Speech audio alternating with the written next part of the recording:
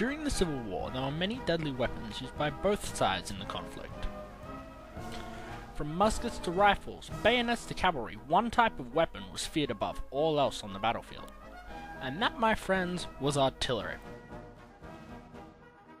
With artillery coming in all shapes and sizes, ranging from light field rifles of as few as 200 pounds, up to massive shore batteries weighing 20,000 pounds or more, there was not a single battle during the Civil War where artillery didn't play a crucial role.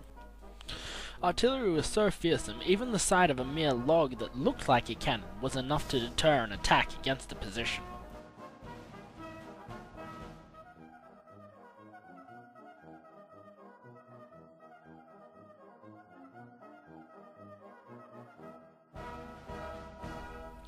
Even as a mere deterrent, there was no role that artillery wasn't suited for on the battlefield. Whether offense or defense, or just sitting there to make your guys look tougher, artillery served its role, and it served it valiantly.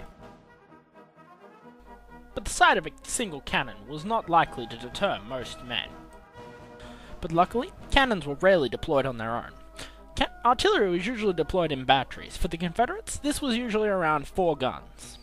But for the Union, with their substantially increased supply lines, they could easily mount batteries consisting of 6 guns, usually 4 standard cannons and 2 howitzers. But sir, what's the difference? Well, I'm glad you asked. You see, a standard cannon, or gun, as they were referred to, is a direct fire weapon. Very little change for elevation. However, howitzer allowed much greater change in elevation, allowing them to achieve greater range, but at the sacrifice of effective accuracy. But whether gun or howitzer, it's easy to see how a single well-placed shot could devastate an entire regiment of tightly packed soldiers. Because cannonballs had a tendency to bounce on impact, greatly increasing the range at which they could deal damage, devastating to tightly packed regiments. Not only did cannons come in all shapes and sizes, so too did the munitions that they used. Ranging from solid cannonballs to air-bursting fragmentation projectiles, there was no shortage of ingenious shells available to all sorts of artillery. And with the right training and equipment, it wasn't too hard to cut a fuse to the right length to explode right in the midst of an enemy formation. With all the damage that artillery could do, it's easy to see why a man wouldn't want to go charging down the barrel of one of these. But new types of munitions available weren't the only innovations to be made to artillery during the American Civil War.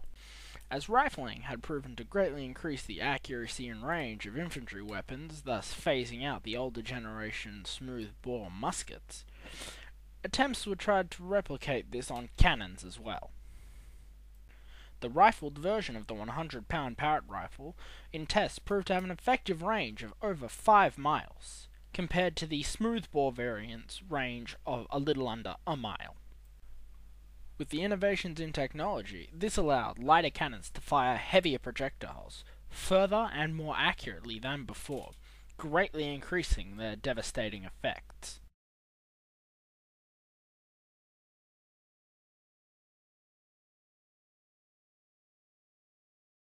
And soon after rifled artillery became accepted, it quickly gained new types of shells, including fragmentation and armor-piercing rounds to punch through fortifications.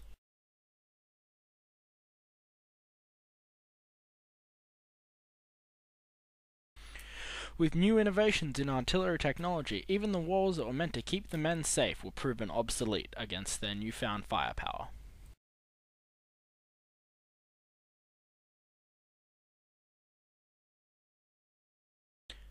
But sometimes the best strategy was not to fire through the obstacle, but fire over it.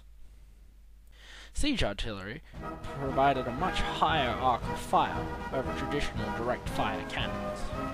This allowed them to be fired safely from within trenches or behind obstacles, even over mountains, without exposing the artillery position to enemy fire.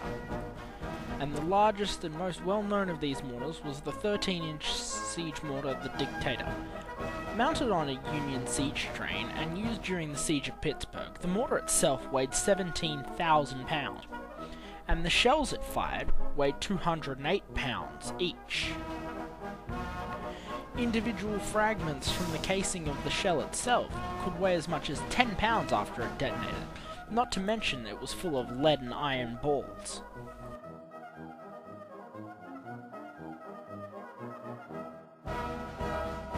But one of the most deadly inventions to come out of the American Civil War was the Gatling gun. Never truly embraced in its initial invention, it has become one of the most deadly weapons on modern battlefields. Professor Richard J. Gatling, an inventor in his initial stages, invented farming devices. Eventually got fed up with the state of the war. It lures more men to disease than actual combat. Maybe I can do something about that. After initial tests, when Gatling tried to market his guns, he claimed that 4 of his guns could do the same work of 40 highly trained riflemen in half the time. Many did not believe his claims. But in spite of his setbacks, several generals in the Union Army did purchase some of Gatling's guns, and reported them to be the most effective weapons in their arsenals.